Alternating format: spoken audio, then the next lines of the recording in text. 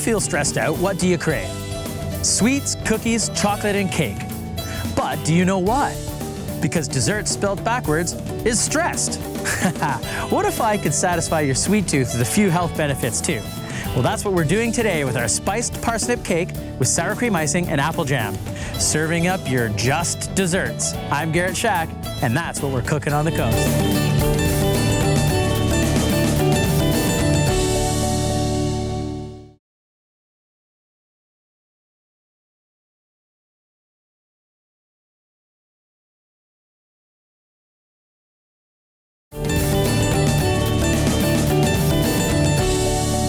You know the saying, a spoonful of sugar helps the medicine go down?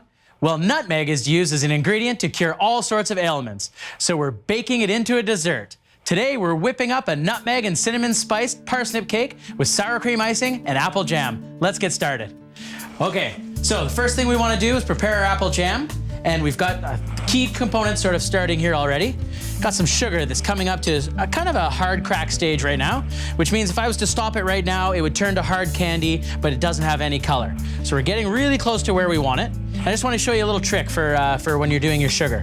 Always keep a pastry brush with a little bit of water around and just run it along the sides of the pan, and that'll keep your sugar from crystallizing. You're sort of knocking all those little bits of sugar down and back into the mixture itself. Okay, so again, we're at about the hard crack stage here now. And this is right around the stage where we want to start adding our apples. So I've got a bunch of apples diced up here. And the apples in this case, use a variety if you can. It's all good if you just use one type, but use a variety if you can. Because that way you'll get a few different textures in there. You know, some will break down into applesauce and the rest, some will stay nice and firm. Makes it really unique. Okay, in that goes. Lovely. I want a little lemon juice. And the fun thing about this is that, so you know we're doing a parsnip cake. Well, parsnips used to be used, because of their high sugar content, would be used sometimes to thicken jams and to sweeten jams. Kind of a fun little thing. Who would have thought to use a vegetable as a sweetener, hey? There we go. So a little bit of acidity to counteract the sweetness in there. Lovely. Give that a nice stir around. And we'll continue to let this cook for a little bit. Now be very careful. When sugar's like this, it's molten hot. It's like lava. It'll burn you in a heartbeat if you get it on your skin. So just be very, very careful, okay? There we are. And that's just gonna help the thickening process a little bit. So away we go. I wanna add a pinch, not a pinch. Hard to pinch a liquid vanilla product, eh? And add some vanilla bean paste here. In there, because I like vanilla. It's kind of like salt in every dessert. There we are. All right, now to our cake. We've got our dry ingredients all packed together here in one. We've got sugar and we've got our flour, and then we want to add our seasonings to this. So like we mentioned, we've got cinnamon in here. I like to put a little ginger in there, so we got some powdered ginger and then baking powder. Put those in there. And now nutmeg. Nutmeg is a really unique spice. I mean, you see it all the time around Christmas, but most people don't realize that it really is a nut, okay? So this nut comes from about a 50-foot tree, and it's an evergreen tree, and it actually takes about 7 to 9 years before you get the actual nut off that tree, okay? So we want to grate a fair bit in there. I find that this is the absolute best way to use nutmeg. The stuff that's been sitting in a jar, it just doesn't have that same scent, the same taste. Like, oh, it smells so good. It reminds me of Christmas, but I like to use it any time of year. And don't be shy, we're gonna use probably the better part of this nutmeg nut. Nutmeg's used for all sorts of different things. Things like sore throat, great for relaxing muscles. It's just wonderful stuff, okay? There, smells delicious. I don't know if you can get a close enough shot on that nutmeg nut, but boy, does it ever look cool on the inside too, hey? All right, now let's whisk these together. So fragrant, so fragrant. Okay, nicely mixed. We want to make sure that baking powder gets evenly distributed through there. It's going to help leaven our cake. And now our wet ingredients. I'll do it right here on the cutting board with me. I've got some eggs already cracked in the bowl. We're going to add some vegetable oil. There we go. I know that seems like a lot, but we are making a really large cake here. And then we've got some milk. Very nice. And we want to start whisking that together. Okay. Incorporate those nicely. Make sure those yolks are all broken up. You could do it all in the same bowl if you wanted to avoid dishes, but most recipes will tell you to mix your wet and your dry and then incorporate them together. This way you don't overwork the cake and you get a lighter, fluffier cake. Of course, a little vanilla. There we are. And now let's just incorporate the two of them here. Here it goes.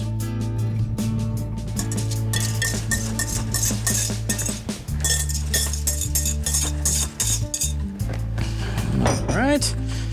A lot of mixing on today's show, so make sure you got good arm strength for the day.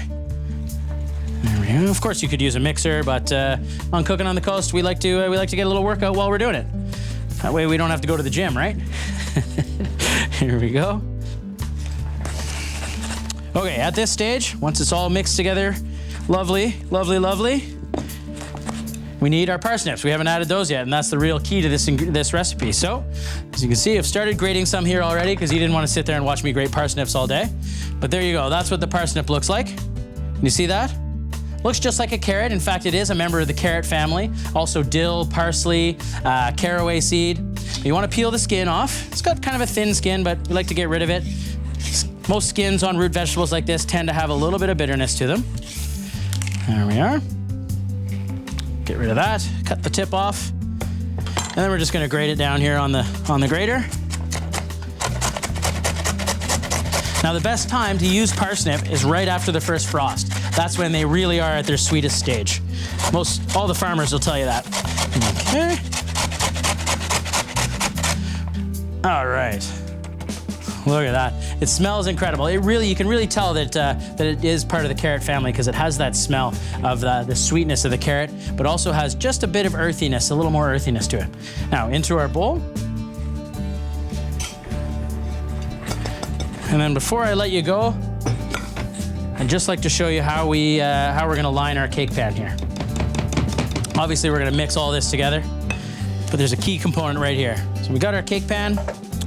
We've got a little liner for the middle of it here. If you've watched this Cookin the Coast before, you've seen how I've done that. Put that in there, and then we want to use a little butter. Okay, I like to take just a little bit on my fingers. Just rub the sides with some butter. Okay, just like so. And then dust it with a little bit of sugar. Okay, so we're gonna add some sugar to the pan. Very nice. Now that's gonna keep our cake from sticking to the sides when we pop this springform pan open, okay? So, let's get our cake in there. For that, I've got a trusty spatula. Make sure it's all incorporated, and then we'll pour it right in. Got our oven preheated to 350 degrees. Oh, look at that. Look at that. So if you wanted to take your favorite carrot cake recipe and switch out the carrots for parsnips, go ahead and try that. It would be amazing, I bet you. You'd really see a cool difference. Here we go. All right, level it off. Pop that in the oven, 350 degrees. It's probably gonna take a solid hour and 15 minutes to cook. We'll be back later in the show to pull together our spiced parsnip cake with sour cream glaze and apple jam. But first, we're hitting the road. You'll want to stick around for that.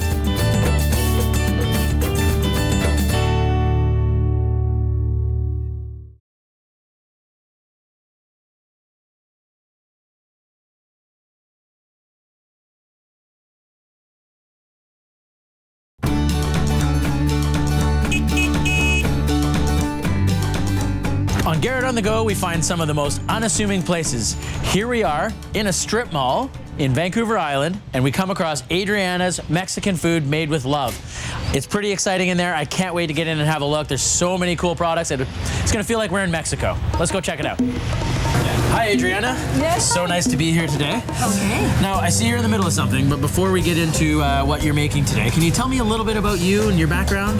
Okay. Well, I'm from Mexico, from La Baja Peninsula, La Paz. Okay. Very And nice I came, place. yeah, beautiful. Yeah. I came to Canada 31 years ago. Okay. And believe it or not, I was not interested in cooking because that wasn't my profession when I was in Mexico. Oh, really? However, I had to reinvent myself when I came to Canada. And out of a chance, I went to the library and found a beautiful book with recipes, and I fell in love with cooking since that day on. All from one cookbook. All eh? from one cookbook. Cookbooks Yes. are amazing. I have a whole collection of them. Yes. I love them too. At the beginning, I think we are talking about 1995. Yeah. I couldn't find nice tortillas, chiles, and some of the items that I needed to start cooking my own recipes. But fortunately, with time, everything changed. Yeah. And we have a restaurant in 2003, and we decided that we needed a tortilla machine in Nice. Victoria. We did it for Just too many hand-pressed tortillas, Yes, huh? that's right. We did so many Well, you tortillas can by make it strong hand. doing that, though, Yeah, right? definitely. So we bought this tortilla machine probably 7 years ago. Yeah, and now you're doing thousands of tortillas a week. Thousands of tortillas. Yeah. And it comes, not only do you service your own deli here, Yes. but you're able to sell them in the supermarkets and to other restaurants and so on and so forth, right? Yeah, definitely. Yes. Oh, that's quite the story. So Well, 31 years ago. 31 and years here you are ago. now. Oh, Yes. That's fantastic. Thank you. What are you making today? I interrupted you in the middle of this here. Not a problem. So we are doing some taquitos that we are using a very thin tortilla that is easy for us to fry. Okay, yeah. And so I did a mix of potato, just the potato with some of my spices. Right, okay, yeah, you And- have a special spice that Yes. you use, right? And then we roll it. Yeah. You have to warm the tortillas before because they are quite tough if Right, you okay. don't do that. So if you don't warm them up, what happens? They crack or they break? Crack, they break, and so we just need to do it very, very quick and then go to the fryer Okay. and finish the process. And so this is just potatoes Just potato and with your magic spice. magic powder and magic some powder. cumin, Oh, right, yeah, added a little extra cumin to it. extra cumin, and that's pretty much what we finish.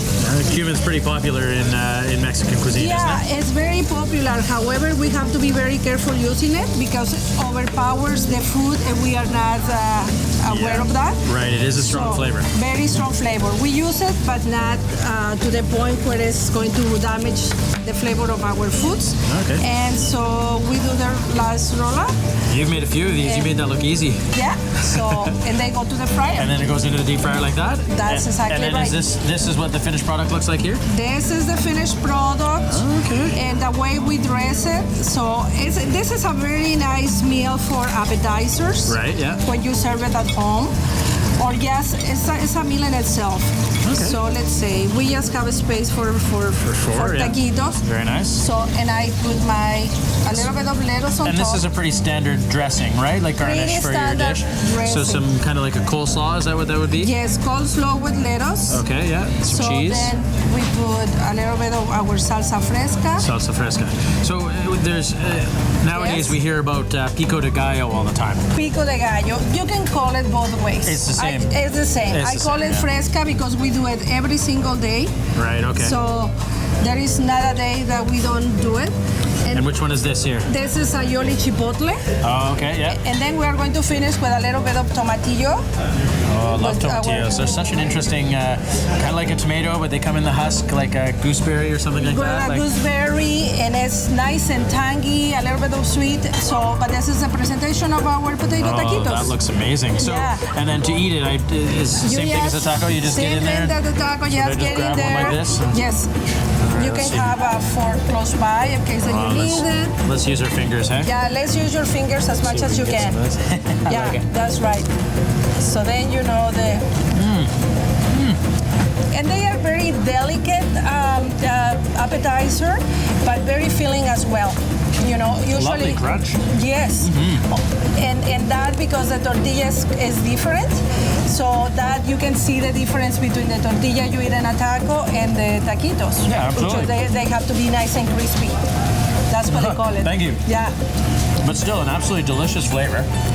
Okay. And the tortilla, again, The tortilla seems to me to be the key component here, where you get that wonderful fresh corn flavor that just, that just smells and tastes like Mexico. Yes, thank you so much. That's what we want. That's what we want. Well, you've hit the nail on the head, I think, Adriana. Thank you so much. Thank you so very much. It's been a pleasure talking with you today and learning a little bit about you. Very good. Thank you. All right, are we going to finish this off too? We can't let it go to waste, can we? No. Go ahead.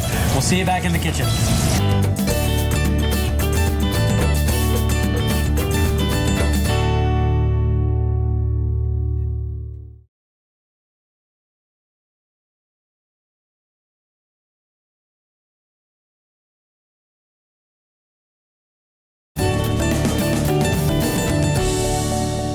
It's back to our kitchen, where we're working on spiced parsnip cake with sour cream glaze and apple jam. All right, now, as you can see here, our cakes come out of the oven, of course, through the magic of television. You wouldn't want to sit here and watch us cook this cake for an hour and a half. So, looks great, wonderful color. You want to do the skewer test, right? So you poke it with a toothpick or a skewer. When it comes out clean, then you know it's cooked. But it looks perfect. We need to let it cool because there's a couple more components that we're going to do to this cake before it's ready to go. Let's make our sour cream glaze. In the bowl here, I've got some softened butter, not melted, but softened. We're going to add some sour cream. Okay, mix that around. And like any frosting, we need lots of sugar. So we're going to need all of this icing sugar right here. Okay, incorporate it nicely. And we're gonna dump that right in, just to add extra sweetness to this dish, right? There we go. Okay, at first you wanna start by just sort of gently working it in there, because otherwise you get this big cloud of icing sugar all over the place. And you look like you've been out playing in the snow. And then you can start to work it a little bit harder, just like so. All right, we wanna whip this up nice and smooth. Starting to look good there. Now let's have a look at our cake. So I'm just gonna pull it over here and I want to show you all a quick trick on how to layer this cake. So we have a couple of toothpicks. And you want to pick a spot on the cake and just place them just on either side of half. The key here is to put them one on top of the other. And these are gonna act like your marker after you cut it, okay? So we take our knife and just start cutting. And if you're anything like me at home, sometimes it's tough to get a perfectly even cut. And having these skewers or having the toothpicks put in there will help you when you put it back together. Look at that cake. Doesn't that look great?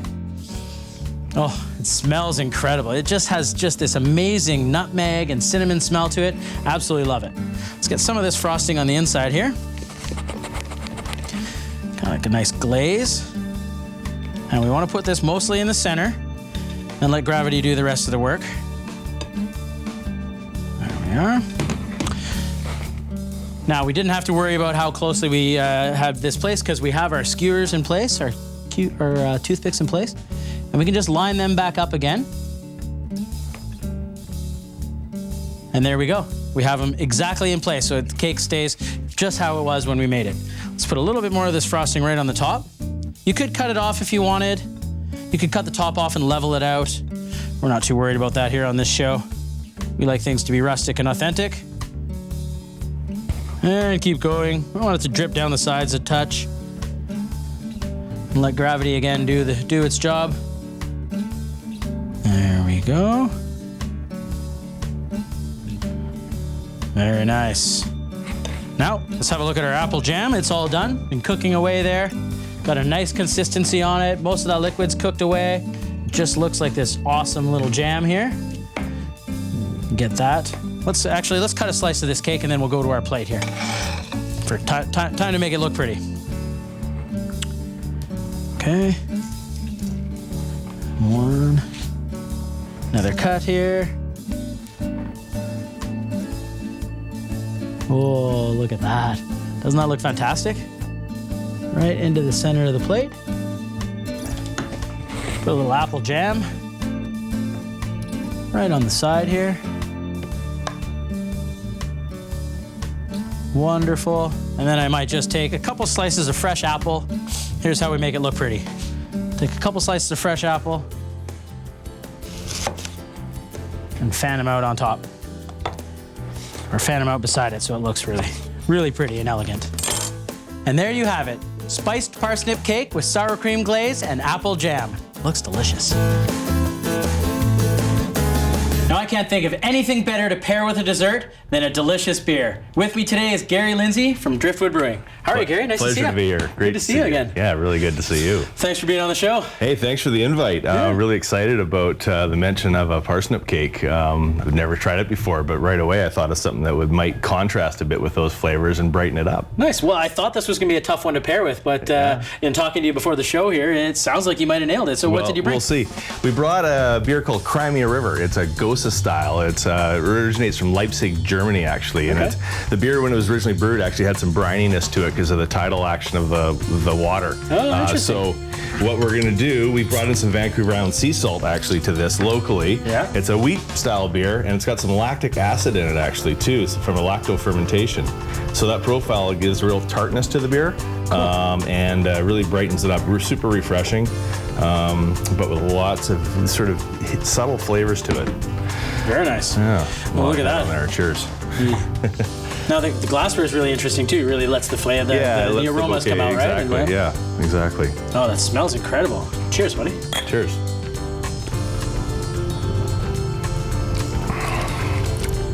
Oh yeah. Now, to be honest, at first I was like, oh, a little bit of saltiness in there. I was a little worried, but it's got that really nice citrusy note to it, and the salt is there, but it's really subtle. It actually balances out and actually wakes up the taste buds a bit too. Well, so let's see if the parsnip cake holds up to it. All right, let's do this. Let's dig in. Oh yeah. There we go. A little bit of that jam on there. Yeah, you bet. Apple jam, a little vanilla in there, some lemon. All right. Oh man. Moist, hey? Extremely moist. That's really interesting. That's an interesting pairing. Yeah, it plays right into it a little bit. Yeah, it does. But it's like, you know, how it could be too sweet. This kind of contrasts it and clears the palate. It does, yeah. Ready for the next bite. Cuts through the icing a bit and stuff too, but before we go, I have to do this. All right. So where did the parsnip go for a drink? The salad bar. I know, right? Oh, terrible joke. Sorry to do that to you. We'll get back to eating. We will. Check out our website. You'll find more information on today's show and maybe a few surprises. I'm Garret Schack. Thanks for watching, and don't forget to savor the flavor. Yeah, great pairing again, Gary.